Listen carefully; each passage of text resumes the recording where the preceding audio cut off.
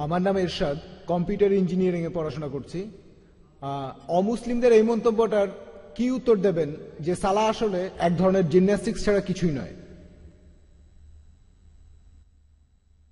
ভাই, আপনি প্রশ্ন করলেন, এটার উত্তর কি দেব যখন কোনো অমুসলিম বলে যে সালাহ আসলে জিমন্যাস্টিক্স ছাড়া কিছুই নয়। মানে জিমন্যাস্টিক্সের যে উপকার, সালাহ তো একই উপকার, একই জিনিস, উঠে দাঁড়ানো, মাথা নোয়ানো, উপর হওয়া ইত্যাদি।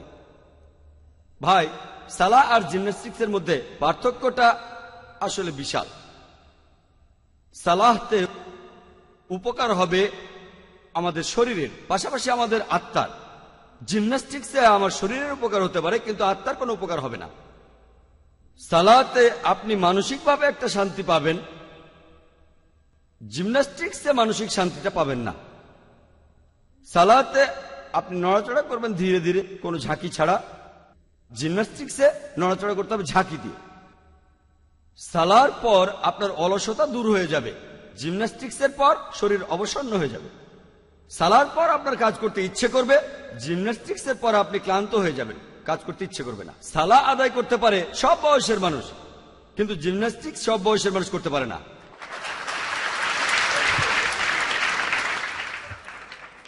সালাতে কোন রকম টাকা লাগবে না। জিমন্যাস্টিক্সে যদি ভালো জিমনেশিয়ামে যান, টাকা দিতে দিতে ফতর হয়ে যাবেন।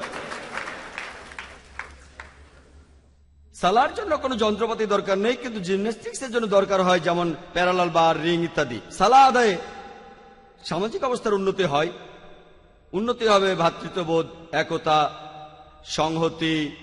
জিমন্যাস্টিক্সে সামাজিক অবস্থার কোনো উন্নতি হয় না। সালা আদায় আপনাকে ন্যায়পরায়ণতার দিকে পরিচালিত করে, আপনি আরো উন্নত মানুষ হবেন। জিমন্যাস্টিক্সের মাধ্যমে আপনি উন্নত মানুষ হবেন না, অথবা এতে আপনার ন্যায়নিষ্ঠার উন্নতি হবে না। সালাহ আদায়ের প্রধান উদ্দেশ্য হলো আল্লাহ সুবহানাহু ওয়া তাআলার সন্তুষ্টি লাভ করা। সেখানে একটা নিয়ত থাকবে।